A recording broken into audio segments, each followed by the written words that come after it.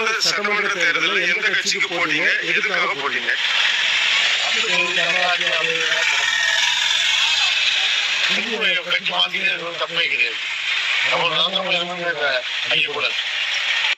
எந்த நபர் அல்லது எந்த கட்சிக்கு ஓட்டு போடவே மாட்டீங்க?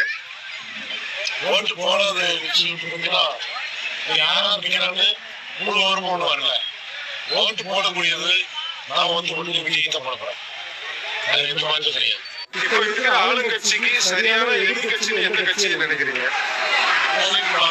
சரியான எதிர்கட்சிங்கிறது தமிழ்நாடு பொறுத்தளவுக்கு எதுவுமே எதிர்கட்சி இல்லை. ஏன்னா அதிமுக பிடிங்கி கிடக்கு.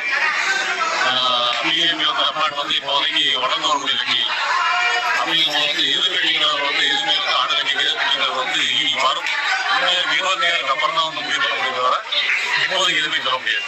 எந்த நபர் அல்லது எந்த கட்சிக்கு